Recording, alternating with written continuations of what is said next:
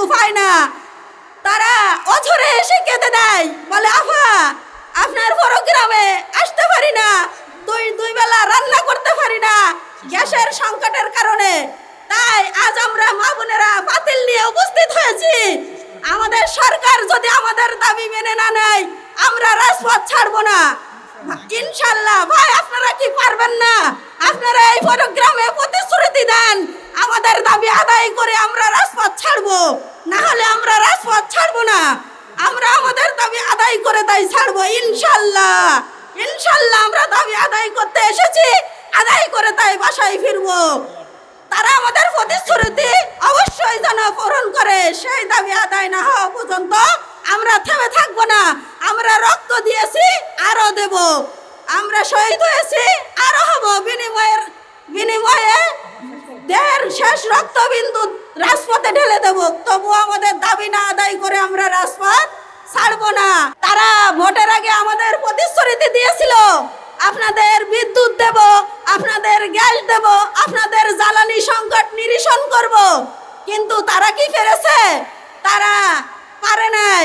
তারা আরো আমাদের দফায় দফায় বিদ্যুতের দাম বৃদ্ধি করছে। আমরা শ্রমিক,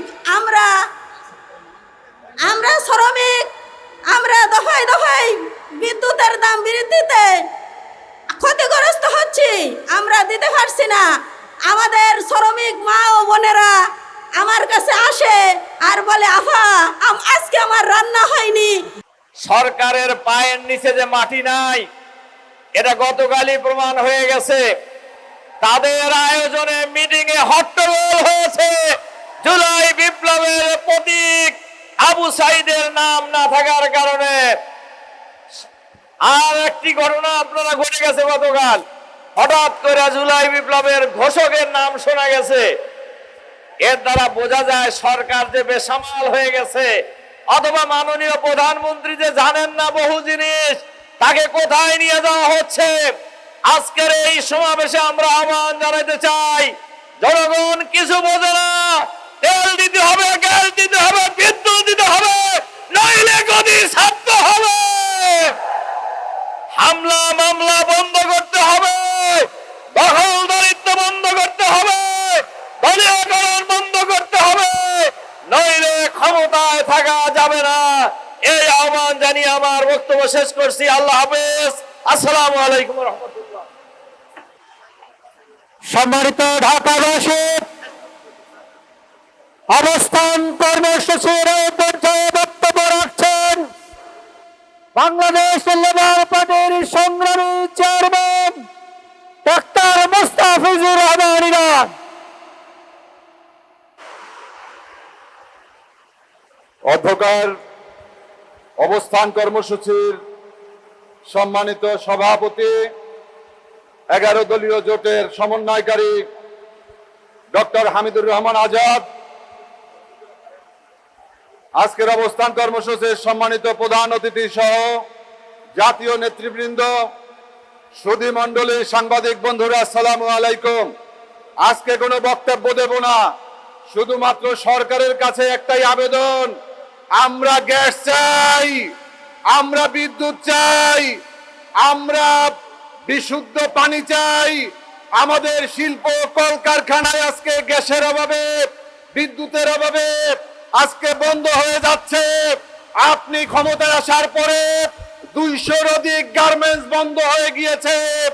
আজকে ব্যাংকগুলোতে টাকা নাই, আজকে ব্যাংকগুলোতে টাকা ছাপিয়ে তারপরে এই বিভিন্ন ব্যাংকের লিকুইড যোগান দেওয়া হচ্ছে। এভাবে একটা দেশ চলতে পারে না। আমাদের মনে আছে এই বিএনপির সাথে বিদ্যুতের দাবিতে, গ্যাসের দাবিতে আমরা আন্দোলন করেছি, সংগ্রাম করেছি। আজকে আপনারা ক্ষমতায় 6 মাস হয়ে গিয়েছে, আর কবে আমাদেরকে গ্যাস দিবেন আপনারা? আর কবে বিদ্যুৎ দেবেন? আপনারা পারবেন না দেশ চালাতে, আপনারা ব্যর্থ হয়ে গিয়েছেন। গতকালকে দেখলাম আবু সাইদের ছবি নাই জুলাইয়ের একটি স্মরণিকায়। এই বিএনপি জুলাই আন্দোলনে বিশ্বাস করে না, এই বিএনপি জুলাইয়ের চেতনায় বিশ্বাস করে না, এই বিএনপি সংস্কার চায় না। আজকে বলবো আমাদের রাষ্ট্রপতিকে, আপনিও এক সময় রাষ্ট্রের সংস্কার চেয়েছেন, আমরাও সংস্কার চাই, এদেশের মানুষ সংস্কার চায়, এদেশের মানুষ গণভোটের রায় দিয়েছে রাষ্ট্র সংস্কারের জন্য, একটি নতুন বাংলাদেশের জন্য। আমরা আওয়ামী লীগের পরিবর্তে বিএনপি দেখতে চাই না, আমরা একটি গুণগত পরিবর্তন চাই। আমরা খাই খাই রাজনীতি চাই না, আমরা চাঁদাবাজি চাই না।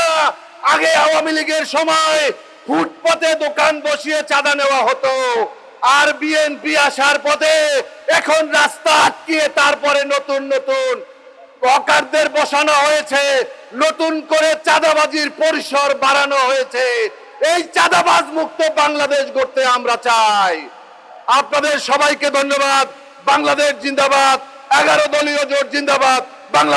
বাংলাদেশ সরকারের প্রধানমন্ত্রী এবং মন্ত্রীরা বলে থাকেন বিরোধী দলের লোকেরা অহেতুক কিছু ইস্যু তৈরি করে দেশে অশান্তি তৈরি করতেছে।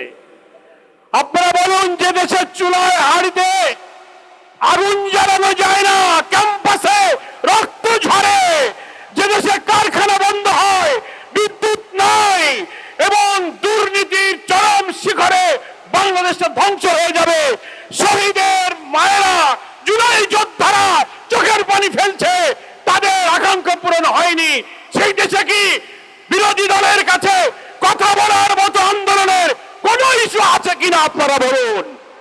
তাই আমরা বিরোধী দলের পক্ষ থেকে 11 দল আজকে জনগণের পক্ষ থেকে সরকারের কাছে বলতে চাই, গ্যাস, বিদ্যুৎ, দ্রব্যমূল্য কমিয়ে জুলাইয়ের আকাঙ্ক্ষা বাস্তবায়ন করে ছাত্র দল এখন ছাত্রলীগে রূপান্তরিত হয়েছে, তাদেরকে সংযত করে জনগণের আশা পূরণ করুন, তা না হলে ভবিষ্যতের পরিণতি ভালো হবে না। সকলকে ধন্যবাদ।